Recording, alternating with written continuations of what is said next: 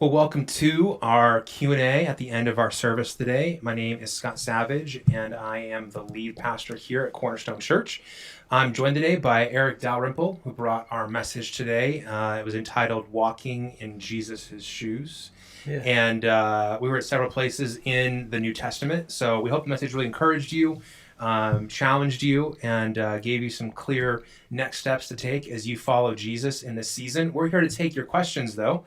And so you can send us a question by putting it here in the comments on YouTube, or you can text us your question to the number 928-288-5490. And one of our social media hosts will put that in a document for us to see, and we'll be able to take that question. But thanks, Eric, for staying around a little bit and sharing this time with us. Thank you, Pastor Scott. It's been really good to be with Cornerstone this weekend, and just spending some time with you and others, and just getting some of the vibe of what God's doing here too. Well, we're grateful to hear about the impact globally, that our church is having. It's been fun in this season to hear from a number of our missions partners like you, and hearing about what God's doing through your ministry. And we know that 15% of every dollar that's given goes to missions, but it's always nice to see names and faces to go with that. Yep. And it's great to hear about what's really happening. And so not only did we hear that in your interview today, but we also heard that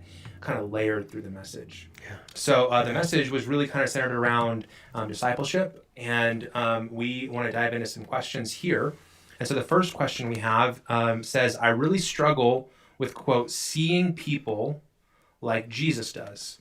I'm not really compassionate. How do I get better at that? So what do you think? That's a really good question. And I think of two things. First of all, God's created us all differently. And so we're not all going to be the outgoing, hugger or whatever it is, however we see traditionally from our perspective, or maybe for what we see in the church as expressions of love. But the other side is love's not optional. I mean, that's a command. Love one another. So it's figuring out, well, God, how do I, and who you've created and crafted me to be, express love or see people? And that's going to look different. And even how we love people is going to be different. Some of us, you may be an artist, and part of expressing beauty and bringing people out, or bringing enjoyment to people through the arts, gives you an avenue towards that. But there's all kinds of ways we can love people. It's just we do need to be committed to it. This is all part of who we are. Okay, so maybe kind of go back over that. So, sure. So compassion is not optional. Right. Because compassion is an expression of love. Mm-hmm. So it's not an optional thing, but it is unique to me. Mm-hmm. So the way I'm going to show compassion is different than the way you're going to show compassion. Right. And the way that people we're showing compassion and love to, it's probably going to be unique for each of them. Because in the same way that I show compassion is different than the way you show compassion, right. The way we really receive compassion can be different person to person. But that's the beauty of the church, right? Mm-hmm. That God has created so much diversity in the church, different gifts, that He wouldn't expect me to use. Well, there are times when we do what we need to do, right? But there are also gifts that God's given to each one of us to be an expression and express love through those gifts. Yeah, Romans 12 talks about, the fact that we're this full expression of who Christ is. And so I don't have to be everything, and you don't have to be everything. Together, we can be so much more. Right. And if we do, then we're just going to be like one limb hanging out there, exactly. Right? Exactly. Yeah. Exactly. Yeah. Well, another question that came in was you talked about in this message, Eric, at the end, this like simple act of obedience was a phrase you used. What does it mean to be committed to that? Once God shows us what to do, we do it. Yeah. So one of the questions here is, I don't know what that is. I don't know what my next step is. How do I figure out what my next step is? Walk and pray. Okay. I think is a good way. One is walk a little more slowly through the crowd. Notice things that maybe you wouldn't typically notice, and kind of what I think about is almost like prayer walking. God, what do you want me to see? Mm-hmm. And if we have that mindset as we're walking through life, I think God brings those things to us. And then it's usually not a matter of knowing what God's asking us to do. It's us doing it. So that's one way. I think prayer is big. I think if we ask God, what's the next step? Another is interacting with people in your church community, in your community group, maybe a friend, and say, what do you see? How do you see God might want to use what I have in my hands? Mm-hmm. Yeah, I think you did a great job using our physical bodies in the message. You talked about Jesus. Let me see if I can remember this. Don't help me. All right. Jesus is a caretaker. Yep. Jesus is a disciple maker. Yes. And Jesus is a multiplier. Yes. I did listen to the message twice, so I kind of have a little bit of a leg up. But there was also the one where you said, "Hey, put out your hands," and what's in your hands.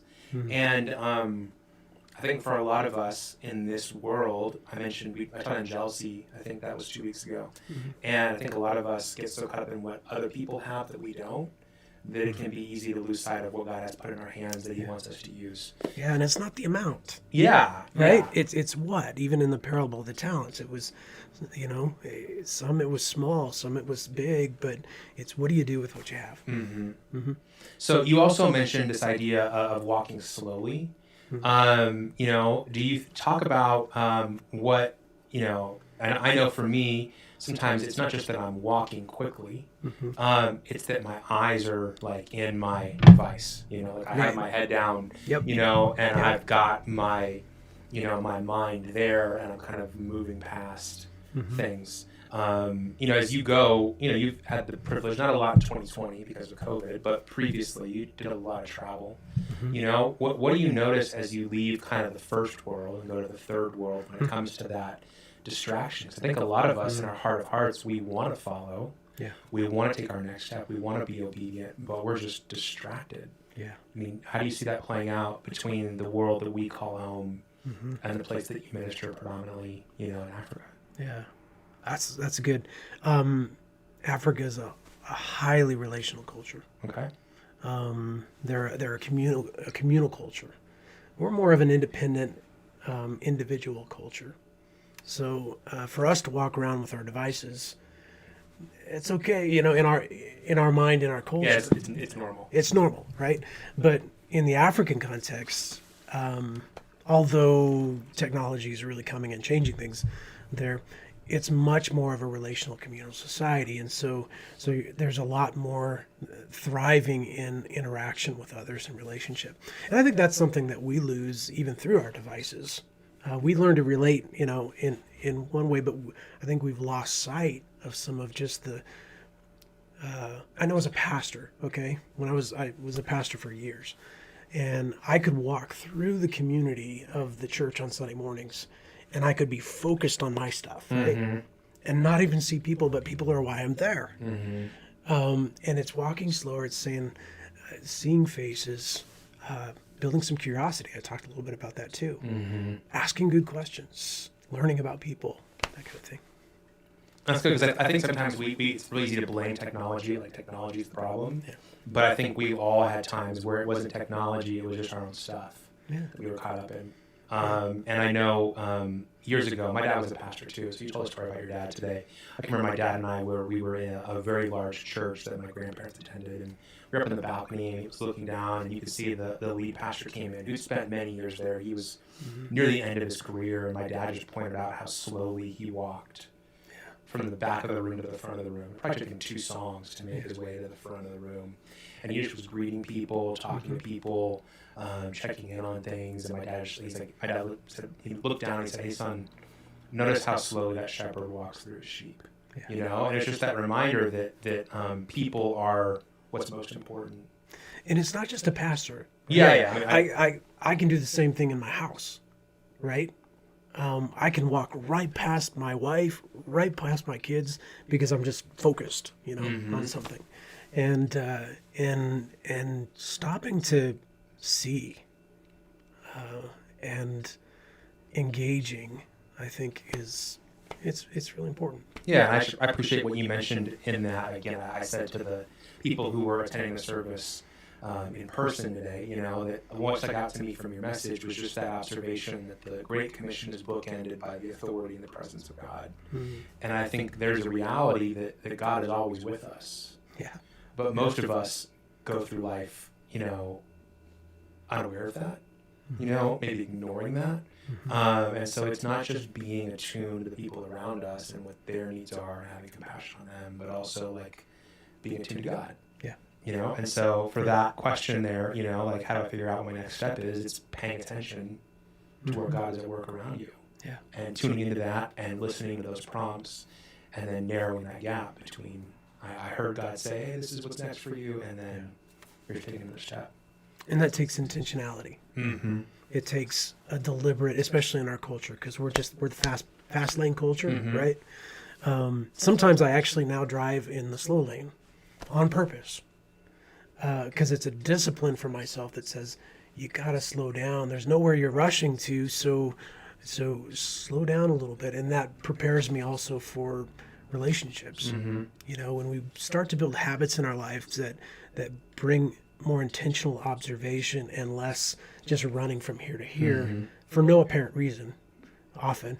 Yeah, at least in my experience. Yeah, it becomes a habit. You're always rushing. There may be times where if there's a legitimate reason you're late, mm-hmm. but it becomes like a default. Yep. Because we gotta. It's production. We got to keep going. We got to do this, and that's where we find our meaning.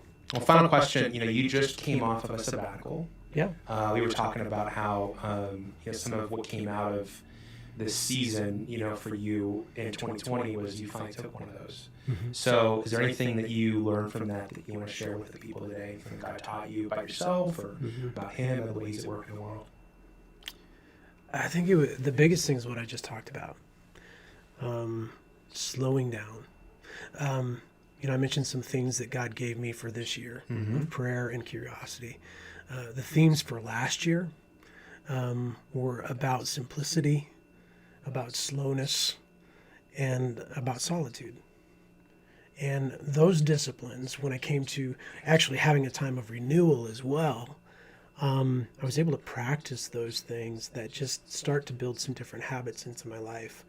And so I think one of the most significant things that's come out of this is my wife, Sarah. She's such a huge influence in my life. And she actually kind of led us into some of this of just prayer walking and or in the car or wherever. We've started praying together a lot more, which just puts us in that different mindset mm-hmm. in life. And she's just a great companion for me that way. And we just talk to the Lord together. So that's a habit, I think, or that's kind of come out of that too. Awesome. Yeah. Well, we're really grateful you took time to travel up to Prescott to be with us, to share about what God's doing through Reach Global in Africa, and to share what God put in your heart from this message. So we're praying for your ministry in 2021, for the next time you'll be able to get on the ground in Africa. I know it's different being with people versus being on Zoom with them. Yeah, and I'm praying for that to happen soon. But thanks for letting us support you. Thanks for letting us be in this with you. And we hope for those of you who give to our church that you feel a little bit more connected to where your giving is going because of time with somebody like Eric. So hopefully. Thanks for walking with us, supporting us. Cornerstone supports us well in a lot of different ways. And thank you. And just even this time today. We're grateful. Well, we look forward to having you guys join us next Sunday. It's going to be a really special day. I'll be sharing a message called The State of the Church, kind of about what God has done in 2020 through our church, who we are in this season, and what we see lying ahead. So really, really special day next Sunday on the 14th. We'd encourage you to be with us. And if you know anybody who calls Cornerstone home, this is like a can't-miss Sunday. Back in the 90s, 2000s on NBC, they had what was called must-see TV. This is like that for church. So we are grateful for what God's done in our church, and we're really excited to share with you what's coming ahead. And if you want to contact Eric, please reach out to us, send us an email. We'll get you connected. And last but not least, Go Chiefs. Have a great day.